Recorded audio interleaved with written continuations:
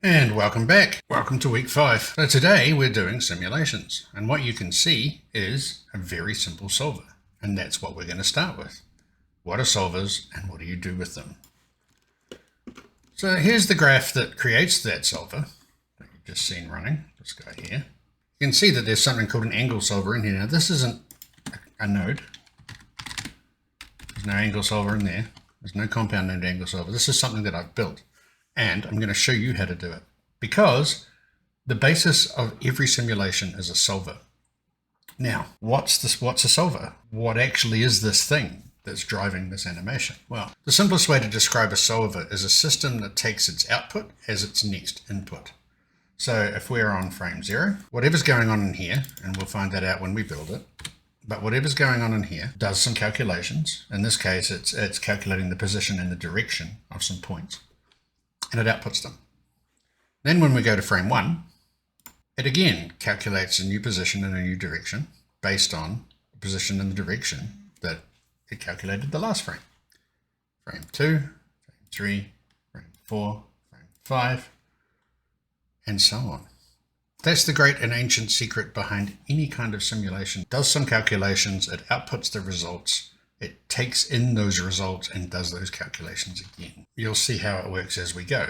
So what we'll be exploring first really is, how do we get Bifrost to take calculations and use them for the next frame? And I'm going to call this the world's simplest solver.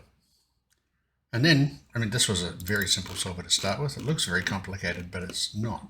We'll build up to this, but to start with, we're going to make the world's simplest solver. So let's get started. Here we are with a very blank, very welcoming screen ready to start our solver. So let's create a graph. We get our normals, inputs, and outputs. However, the first thing we want to do is generate some points. So we're going to start with a value. We're going to make that value an integer. We're going to make it a long integer. There we go, long. So we have a value. This is quite literally just the number 500. So I'm going to plug this into a sequence array, because I want to turn it from just the number 500 to a sequence between 0 and 499. So we plop that into the start size. We want to keep these as longs. If we just change one, they should both change. There we go. Starting at 0 with a step of 1. So this has got me, instead of just a number, it's got me a sequence. How is this making points? Bear with me, we're getting there. Now I'm going to make a random value. And this random value will become our points. So if we go to value type here on the minimum and maximum, float 3. So as you would have recognized from earlier lessons, float 3 is a position in space, or sometimes a color. The seed I'm just going to set manually like that. You can change it if you want. And I'm going to make sure that I have a couple of settings, because this is going to become a tool. We're going to be plugging things into other things, and we'll need to just keep ourselves sort of organized as we go. So what I'm going to do is put down 2 values, and those values are going to be vector 3s again, and they're going to become the bounds for my simulation, basically the area in which our solver is allowed to perform. So in this guy, I'm going to change these to -10, and you guessed it, for these ones, oh, actually, if I think about it, I don't need that. All I need is a negate node. All negate does is switch that from -10 to +10. So we'll put that into our minimum. Let's move this along a bit, and we'll put this into our maximum. So now we have a sequence of 500 points, because if I put a sequence into the index, it's going to give me an array, because it auto loops. You can tell it auto loops because it's got the little symbols, and you can tell it's an array because these look like hats. We've been through this before, but there's nothing wrong with reiterating stuff. Let's have a look at these, shall we? So first thing we're going to do is need to make them into points. Construct points, there we go. Pop that up there. And we're going to use a point scope, like this. And our old friend, the terminal. Because the terminal shows us what we're doing. So we'll plug that in there. And you can see we have a bunch of points. Right now they're all black. That'll change later. They're all fairly small, so let's push the size up. Okay, you can see them a little better. And these points, if I turn my grid on and look down from the top, these points are all within 10 by 10 by 10. And that's what our bounds do for us. I bet you're bored already. Let's get onto moving these guys. So first off, I'm going to build the simplest solver I can. All right. And the simplest solver I can goes like this. Let's put down a compound. Let's just call it stupidly simple solver, because it will be a stupidly simple solver. And the very first thing we want to do is we want to plug this guy in. And this guy, even though it's random value, we're going to change that to point positions. In fact, let's change it to initial point positions, because this is going to be the positions that our points start on. So this is the initial point position. So this will be used once. And if you want to change those positions, you can just change the seed on the random value. You can also change how many there are. Let's go to 100. And because we're procedural and non-destructive and all of that good stuff that I keep banging on about, we can do that. How do we make this work? I need to introduce you to a new concept now. And that concept is the port feedback, which is how a solver works. Right now, inside of here, we have a point position coming in and a point position coming out. You've seen point feedback before when we do an iterate loop and we want to add a value up. That's all we're doing here. We're just doing it with time instead of a loop. So it's really similar to iterates and do while loops in that you can set a port feedback. It'll read that port at the end of one iteration. But instead of doing it inside a loop, we're doing it inside a compound, and we're going to use time to drive it. So because we're going to use time to drive it, we better throw down a time node. And good Bifrost practice is to keep the time nodes to a minimum. Use one if you can. If you have to use more than one, keep them as low as you possibly can. The reason I'm going to put the time in here is I want a start frame. I want to be able to tell my solver when to start. So I'll just plug in a float value here, which is fine. Let's give it a name. And we'll move it to the top. So I now have an input into my solver called start frame, and it's set to 0 now. This and the time node is what's going to drive the solver. I'm going to say if the current frame is greater or equal to the start frame, then we can start solving. And the way we do that is, let's put down an if statement, because we're making a decision. There's our if statement. If the current frame is greater or equal to the start frame, if that's true, we want to use what comes out of the port feedback. If it's false, we want to use the initial point positions, because if it's false, that means it's less than the start frame. So for example, if I'm starting at 5, down here, these are your frames. 0, 1, 2, 3, 4 are all not greater or equal to the start frame. So that means that my solver will just use the initial point positions, which is the positions we generated here. In other words, this will just sit here for 5 frames and do nothing. It will just keep using the initial point positions. How do we get those to change? Well, we have an open port here, which is the true case. Is it greater or equal to the start frame? Now we have to work out how to plug that in. And the way we're going to do that is we're going to make a new input, and I'm going to call this point positions feedback. So now I have 2 inputs. There's nothing connected to this input on the outside, but I have 2 inputs. And I know that these inputs really shouldn't be auto ports. So let's just change that. Port type, mathfloat3. Port type, array mathfloat3. What we need to do now is set up our port feedback. So let's take our point positions feedback and plug it in here. We'll again make sure that it's not an auto port. And I'm just going to rename this quickly to feedback out. Right click, and just like we're doing an iterate or a do while, set port feedback to port positions feedback. What's happening now is if the current frame is less than the start frame, it's going to use this. As you can see, this is going on here. Less than the start frame, that makes that false. And let's just move that down to make things easier to look at like that. So the initial point positions are being used if this is false. And the initial point positions don't change. That's the input. See, there they are there.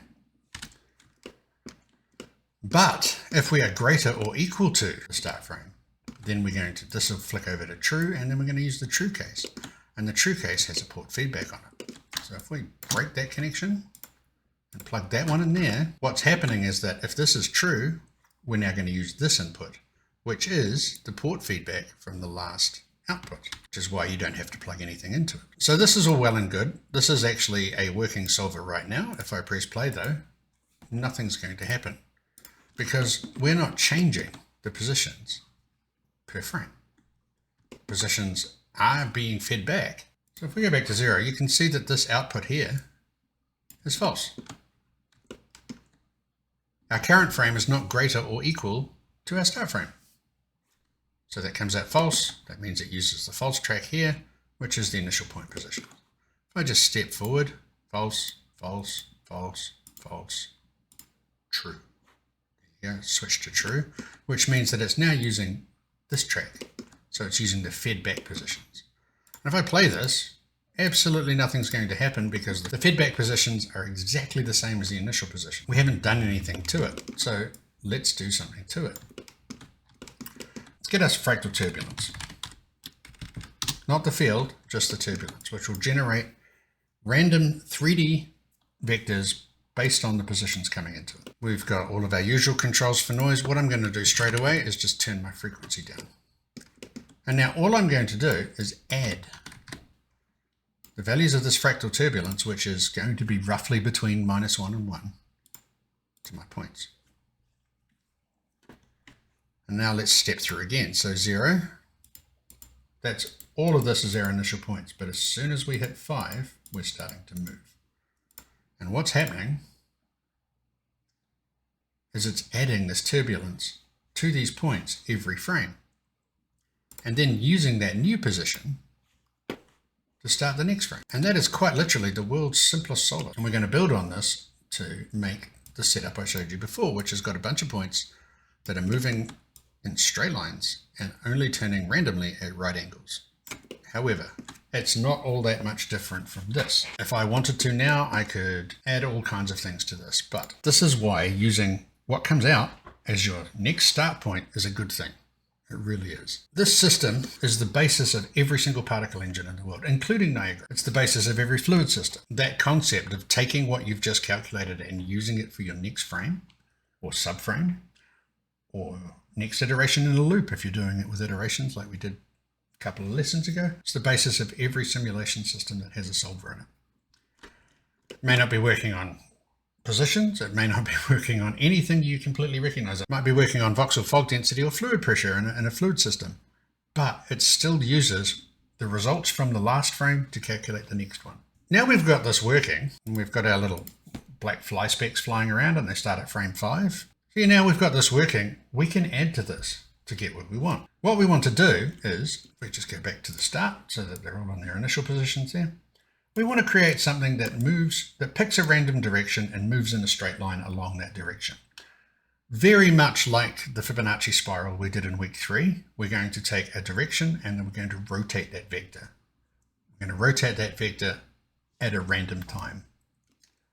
So let's start to get that set up. First thing I'm going to do is I don't need the fractal turbulence anymore because that's just putting noise into my system. That's what I wanted to show. It's good, but I don't need it anymore. But the great big concept here that relates back to physics even is that we are adding to our position, and we are adding to our position over time. And when we are adding to our position over time, we're making a velocity, because velocity is distance over time. We need to add a direction component to this, and this is where the concept of derivatives comes in. A derivative in physics is delta something over time, is change over time. And I don't want to get too deep into the physics because I will just lose you. Your eyes will glaze over and you'll fall over. But just keep that in mind as we go, that that's what we're doing. We're working with derivatives. So change in position over time, that's velocity. Change in velocity over time, that's acceleration. Change in direction over time. You get the idea. enough talk. First off, let's generate some direction vectors. If you work with anything outside the solver, it's basically the initial state of the solver. So let's real quick generate some random directions. And I want those directions to be at right angles to one another. So I only want zeros and ones, basically. We can use the same sequence array. In fact, we should use the same sequence array. So we have to do the same thing with the random value. So I'm going to copy and paste that, but I don't need a vector this time. I just need a float value. And the reason for that is I'm just going to move these guys on one axis to start with. But I need that random direction. So I need a 0 or a 1 or a negative 1 out of this. So I'm going to go for -1 to 1. I'm going to change my seed just to make life interesting. That's not what I wanted to do. So let's change our seed down a bit. So this is going to be making a random value between -1 and 1. That doesn't help me with directions, by the way, because my directions need to be a vector, and I need to be a vector going into here. So what we're doing now is creating the initial directions. I don't want anything between 0 and 1 or between 0 and -1. What I need to do is round that number to the closest integer. And round to nearest is the node that does that. If we look at the info tab, I know we're doing a couple of new nodes today.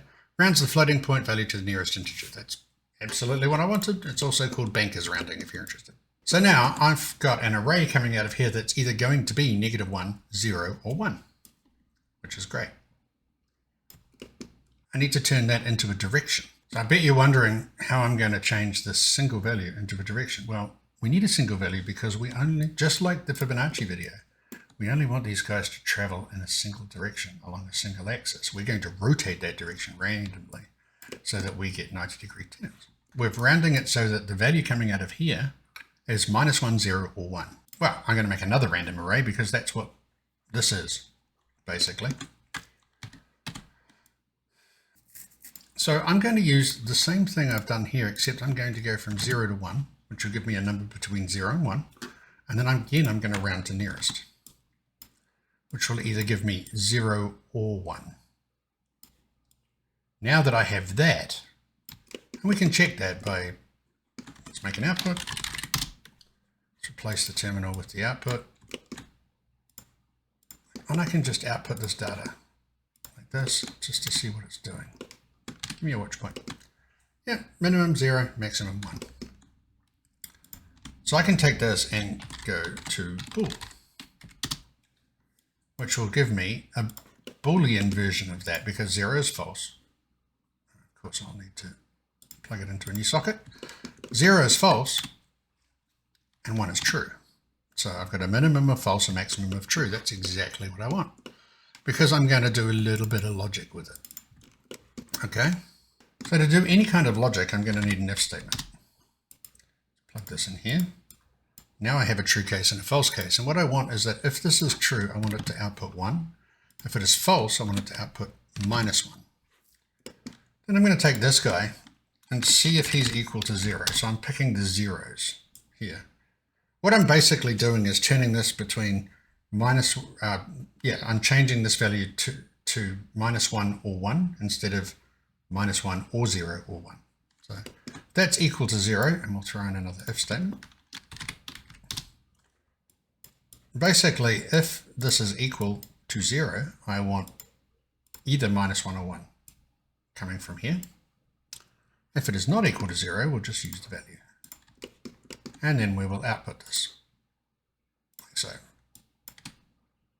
Now we've got -1 and 1. So we can quickly delete these ports because we don't need them anymore. Just going to throw this out to a pass node.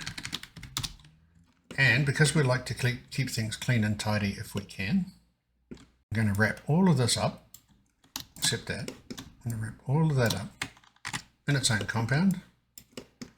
And I'm going to call this generate direction. Generate direction will do. Break that. We can call this 1D direction. Cool. moving along. So now basically all of that was because I wanted either -1 or 1 to put into my direction vector. Let's make a vector. Easiest way to make a vector, put down a value, change it to vector, and plug it in there. X, Y, or Z, it doesn't matter. We're going to be randomly changing it inside the solver. X will do to start with. We're going to be rotating that vector inside the solver, so it doesn't really matter where we start. It's got to start somewhere. X is fine. And now we have our initial directions, and our initial directions are going to be -1 or 1. So let's pop this into here. Let's just call it point direction initial. And then again, we need to repeat what goes on in here, because this if statement is just for positions. We need one for the directions as well. So we do port type, we make sure it's not an auto port, we stick this out to the output, we make sure that's not an auto port, give it a rename, so, and then we can break the connection because we don't need it anymore. And we'll need to make our second input for our feedback. Port directions feedback. Oops, got it. We'll just call that feedback out. That way we lose the numbers on the end of our feedback, which is cool. And then that becomes port feedback to direction feedback out. Okay. Once again, we make another if statement. So just if. And we're doing exactly the same thing with the direction as we are with the position. Plug it into the same logic. We're saying, like, you know, before the start frame, just keep your initial directions. But after the start frame, use your feedback positions. And then that goes out to here.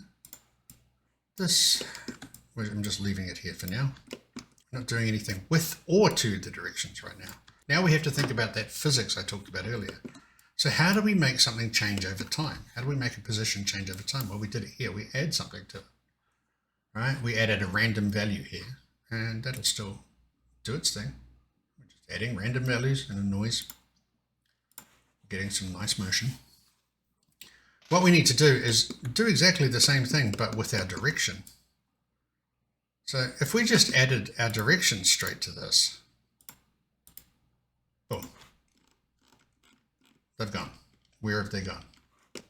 Are they even still there?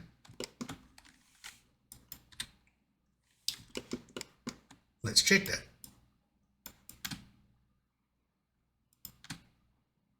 Nope, something broke in there. Something broke really hard.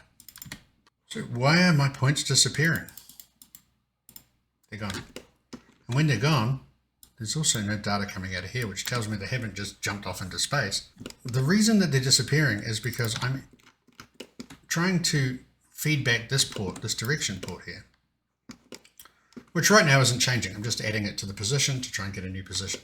But nothing is pulling on that port.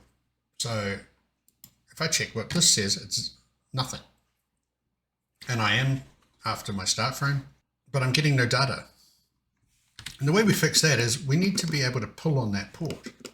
So probably the easiest way to do that, if I just delete my output for a second, we'll just grab the first in this array because we know we're only putting out one points object. We'll grab the first in that array and I'll just assign a color to it or assign a diagnostic material to it like this. And then we'll plug that into the output. Back to the beginning. There's my points, they're all black. I'm just going to take out my direction and plug it into my emission color. Remember the direction is on X. We set the direction up on X, which means that some of these points have a direction value of 100. Some of these points have a direction value of -100. The ones that have a direction value of 100 are red because 100 is red. Doesn't display negative colors all that well. So the negative ones are black, but you should be able to see the solver working now. So if we just step forward, there you go. So you can see what's happening here is that anything that's black has a negative value, moves off in the negative direction. Anything that's red has a positive value, moves off in the positive direction. And the reason it wasn't working is because this data was not being pulled on. So it wasn't calculating the point direction at all after the start frame. And that was breaking the whole solver. So now we've got it working. So that's our first step.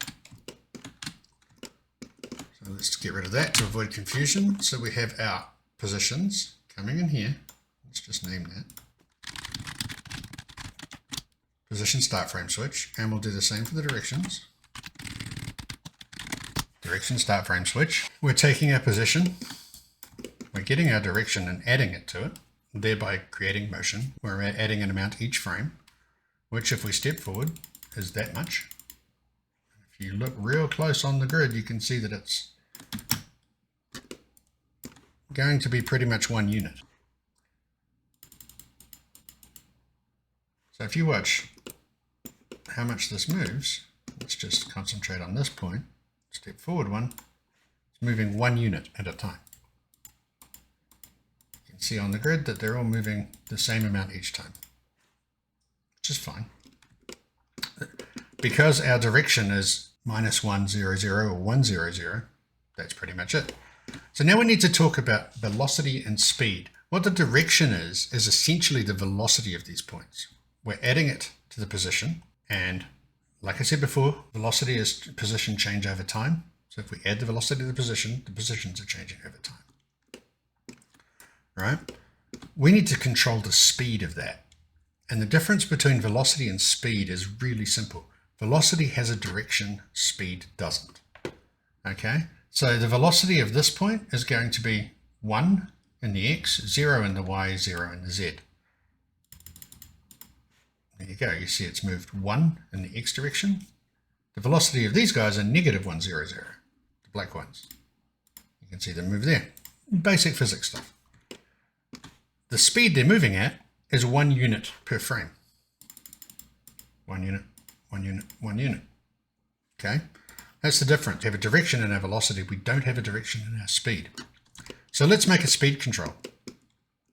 And what I would like to do is have them move along their velocities at a random speed. And the way I'm going to do that is change the direction before it goes out to the solver and comes around and works on again. And the way I'm going to change the direction is I'm going to take a random value. Okay. Here's our random value. And I'm going to need a random value for each of the points. And the easiest way to do that is just like I did a sequence array before, I'm just going to get the indices of this array. And the indices of this array are going to be 0, 1, 2, 3, all the way up to the end. I can then plug that into here, and this is going to generate me a random value, float value, random speed for each point. And to start with, let's set that up at say 0.2 and 0.6. So the fastest it's ever going to ever go is 0.6 units per frame. The slowest it's ever going to go 0.2 units per frame. And if we want to, we can change the seed. So what I need to do is multiply the direction by the speed. Multiplying the velocity by the speed. And you can see that if my velocity here is 1 and I multiply it by 0.6, my velocity will become 0.6. So just to make sure that I'm always multiplying with a normalized velocity, so only ever the length of the vector is only ever 1. I'm going to normalize it, like that, and then I'm going to multiply that by that, and we've still got all of the same directions, but now we have a difference in speed. You can see some of these dots are brighter than others because I'm using the direction to color my points, so I can illustrate this. And so these guys will be moving slower than the brighter ones. Let's check that. There you go, you can see that ones are being overtaken there. And of course you're going to get differences in the negative as well, but I suppose we could make it show the negative, couldn't we? So maybe the easiest way to see this, instead of using colors, is we can actually use our point scope here. Because it's very hard to show a vector as a color. So I'm going to set geoproperty. I'm going to call this guy point direction. Point direction. I'm going to just plug this direction straight into it. So it's taking the output every frame and plugging that in. This will, firstly, it'll have the effect of pulling on this port so that all of the direction calculations are done. I've set it as a geo property, so each point has its own value. And then what I can do here is my colored property, change it from point normal to point direction, and maybe without the extra point. Let's make all of our points red to start with. So let's make it a color that doesn't correspond with an axis. So let's make them hot pink. Nice magenta colors there. And what I can do is I can enable the arrows on these points. If I change this to point direction and enable arrows, now you can see each one of these points. And okay, so the hot pink is kind of difficult. So let's go back to what we had, red and black. Color property, point direction, my mistake. And we can scale this up a bit. So let's just go 0.2, little big, 0.1. And we'll maybe scale the length of our arrows up a bit to 2. But you can see now I have points that are showing me which direction they're moving in and how fast they're going. And they're showing me how fast they're going by the length of the arrow. Let's turn on anti-aliasing so we don't melt everyone's eyes. So anything with a big long arrow like this is moving fairly quickly. You can see that's quite a bright red, but this dimmer red has got a slower arrow, a smaller arrow, which means it's moving slower. So we can visualize that. Great. We have a bunch of arrows moving in 2 different directions. Let's go back to our solver and make them change direction. So we go back to the stupidly simple solver. We're going to use the exact same method as we used in the Fibonacci spiral. Now I have a direction and I have a speed. I'm going to rotate that direction. And I'm going to rotate that direction every certain number of frames. That's 2 things we need to do. Let's get the rotate working first. Okay, so what we have coming out of here is essentially vectors. They are the vectors that were added on to the position, and then we're editing them before they go out to be added on again. We know how to rotate a vector. First thing we need is 2 times pi to get a 360-degree rotation. Yeah. So 2 times pi in Bifrost is tau. That's going to give me the value of 2 times pi really quickly and easily. Actually, my bad. We need pi. Not only do we need pi, we need half of pi. So half of pi, remember, is 90 degrees in radians, because we want these to turn 90 degrees. We're going to use axis angle to quaternion, just like we did in the strands. And this will become our radian. So this is how much we're rotating. It's 90 degrees every time. What we need to do now is rotate that axis randomly. And we can do that pretty much just using what we've got here. So if I take this guy and plug it into yet another random value, just like that. Just move these guys out of the way. And again, I want -1 and 1. And what I want here is basically 3 values. I want 1, 0, 0, 0, 1, 0, 0, 0, 1. I want the X, Y, and Z axis, right? So I've got a number between -1 and 1. If that number is less than, let's say, -1/3. Oops. Less than -1/3. I want it to do one thing. And if that number is greater than 1/3, I want it to do another thing. So to start with, let's put an if statement down here and plug this in. So if it's greater than 0.333, so greater than 1/3, if that's true, I would like this to be on the Z, rotate around the Z axis. Otherwise, I'd like it to rotate around the Y axis. Okay. And then again, if it's less than 0.333, less than -1/3, sorry. And we'll just get these guys to float, not erase, math float through, and the same here, math float through. Better get that sorted out now. So the top one was 0, 0, 1, and the bottom one's 0, 1, 0. So Z axis, Y axis. And in this case, if it's less than -1/3, I want that to be in the X axis. But if it is greater than -1/3, I want these rules to take over. And this is going to generate one of 3 axes for me. That we're going to plug into our axis angle. And then what we're going to do is rotate biquaternion. And the vector we're going to rotate is quite simply our direction vector. And we're going to rotate it by 90 degrees on a random axis. And then we're going to output that and see what it looks like. Okay, you can see immediately that the axes have changed. Let's play that and see what happens. It's really just switching axes. That's kind of cool. And the reason it's doing that is it is literally choosing a new axis every frame. So it doesn't, some of them don't get a chance to move.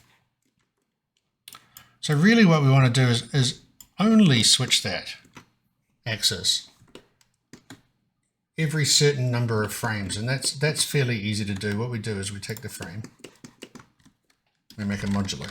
We've done this before as well. We did it with the road setup, and we say, like, you know, yeah, let's just have a look at this. Say divide this by 12, and you remember how modulo works. So if this is equal to 0, this is equal to 0, and then we go if here. So if it's equal to 0, if that's true, I want you to rotate randomly your axis. If it's not true, I just want you to keep doing what you're doing. Let's plug this into the directions and take a look now. Go back to the beginning. There we go. That's getting pretty good. They are all changing axes randomly every roughly 12 frames. We could speed that up by, say, take that down to 6. To get really sort of good looking with it, what we should probably do is generate a random value per point and plug it into the divisor. So we've got all of the tools to do that. All we need to do is take the indices again, and we're going to do yet another random. We're doing a lot of randoms today. Yet another random value. And index is where I want that to be. That's great. And I just want, say, between 5 frames and 15 frames, and we'll just chuck in a seed. Oops. Any old seed will do. And let's plug this into here. So this is going to modulo between 5 and 15 and check to see if it's equal to 0. Oh, I put that in the wrong place, didn't I? So we'll just plug that in here. And this is going to check to see if this random number, which is being generated every frame, is equal to 0. And if it is, it'll switch the axis. So let's see how that looks. None of them are ever switching. That's not a cool thing. The reason it's not making a difference is because it's always getting the same values. That value is not changing because the seed is staying the same. So what we need to do now is generate a seed that changes per frame. And the very easiest way to do that is convert the frame number to a long and just plug that into the seed. Still not working. And the reason it's still not working is because this is a float coming out. And when it's a float coming out, it's going to be numbers like this, 5.954. What we really need that to be is an integer, because the frames are always integers, and a divisor will work better that way. So probably the best way to do it is just to convert this to long. Why am I leaving all of these mistakes in? So that you can see them and see how I fix them and see how I work out what's wrong. Let's plug that in and see what happens. There we go. Now we're randomly changing axis. Let's get a few more frames in there. Now we're randomly changing axis. You can see them going around in circles. You can see them doing all kinds of things. So that's starting to get a good looking motion going on there. We've got a couple of things that we need to fix. They sort of always go round in a circle, in a square, sorry. They very rarely change that, so we need to sort of randomize that motion as well. And we've already got that here in our speed. Our speed is always going to remain the same unless we make another seed. So there are simple and complicated ways of making seeds. I'm going to do the simplest one right now. I'm just going to add a number to the frame. That number can be something like, I don't know, 21. Plug that into our speed. So our speed is now going to change as well. Again, I quite like that motion a bit better. But now that we've got a random speed, we've got another problem. Sometimes those points just drift away in their initial starting directions. I don't really think I'd like them to do that. And what's more, I think I would like to have better colors on these points as well. Let's have a look at what we've got coming out in our directions. Now we've got some nice random colors there. Let's color this by the point direction now and see what happens. That's better. Now we've got reds, greens and blues of various shades, but we've still got our blacks where they go negative. So what I'm going to do there is I'm going to change the range of this. Now it doesn't matter outside of the solver what you do, because it's feeding back from this port to this port, not all the way out here. So I'm going to just do a quick array bounds and change range like we do. Plug that into both, from start, from end, and to start, to end. So this is going to get us some reasonably nice pastel colors. Let's just plug that in there. There we go. Had a little bit of a problem there, maybe. So what I'm going to do is, just after the point scope, before we go out to our geometry, I'm going to assign diagnostic material.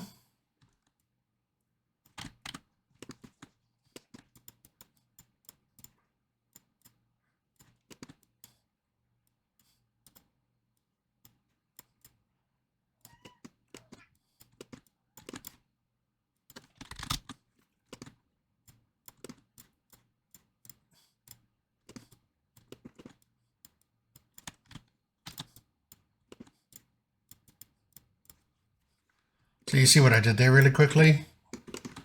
I kept the point direction as it was, and then I made a new set geo property and just set the point color, basically. So the coloring mode comes from the colored property, which is just the point color, which I'm setting based on the directions. If I play that back now, you can see that flash of red at the beginning where they start red. And now they're choosing their random axes, off they go. Everybody's happy. It's nice. Last thing we have to deal with before we're pretty much back to where I started with, when I showed you at the beginning, was these guys that just disappear. Their speeds change, but they just head off. They never hit the rotation. What I would like those guys to do is teleport, basically, so that when they hit the edge of the bounds, I want them to appear on the other side of that bounds based on the direction they're going. Sounds difficult, but it's not. And don't worry, I'll be giving you this file with the video, of course. So all we really need to do, again, we're not really working on the direction at this point, we're working on the position, okay? So we need to check the position against the bounds. So let's take our positions into a compound. I like to make new compounds because, you know. And let's get a new input in here. And you remember those two nodes that we made earlier? These two here, the bounds. I'm going to put those into the solver as well. So we're going to call that one minimum bound. And this guy we're going to call maximum bound. I'll jump back in here, and they'll have turned up here on the first input. Here's another little trick in why I made an empty input. I can click on here and go move to input 1. Input 1 helps you organize your graphs. It's very cool. And they've turned up over here, and they're the same connections. So I need those to go in here as well. And we're going to call this the teleporter. All right. And basically all we're doing inside of here is a whole bunch of checking. We need to check each value against its positions. So this one's a bit of a slog because we need to check each direction of the vector separately.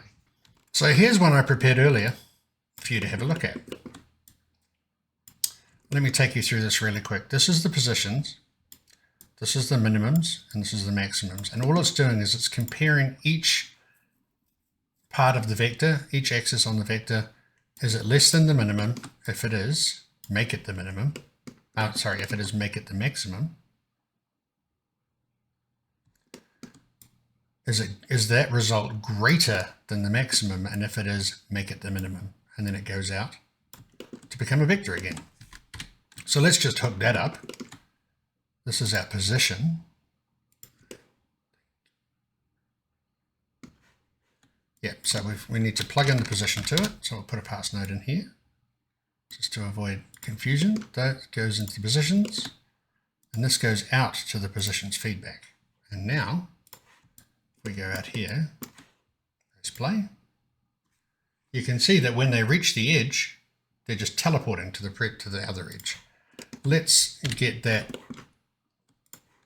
with a few more points. You can see it a bit better. Play that. There you go. So that is both a very simple solver and adding a bit of complexity to that solver. That red flash is annoying me, so I'm going to change my start frame to 1. Some things you need to know about solvers before we go on to particles is that when you have a system inside your solver like this, these two if statements, what these are doing are resetting the solver. Reset it back to initial. So if I am less than my start frame, it's going to reset that solver, start again from scratch. It's a very important thing to have. So if I press play now, there we go. Sometimes if I press play again, it's going to keep going, but sometimes it's better to reset it. So that's what that is. You can see that I've set up quite a few controls outside of the solver to get our initial directions right and to also control things like our bounds here. I can also, and I haven't done this yet, I could output my minimum and maximum speed. So let's grab those two, give them an appropriate name.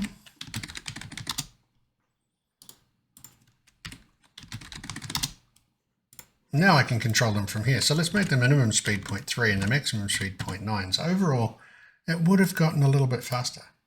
There we go. I'm going to change the name because it's not stupidly simple anymore. It's just simple. That is the essence of a solver. What I'm doing there is affecting two properties, the direction and using the direction to affect the position. I've talked about generating a random speed and how speed is different from velocity, which is why my velocity is called direction, not velocity, to avoid that confusion. But what it is a velocity really. Because velocity is change in position over time, and I'm adding that to my position, that makes the position change over time. Okay? All of it hinges on this port feedback, and this is a fairly complicated thing to get right. It's why we've started really, really simple. Thankfully, moving on to the next session, which is Bifrost particles, you don't have to worry about that. The particle system does all of that for you. But it is important to know how a solver works, and this is the simplest way it does. That's the basis of solvers. Let's go on to particles.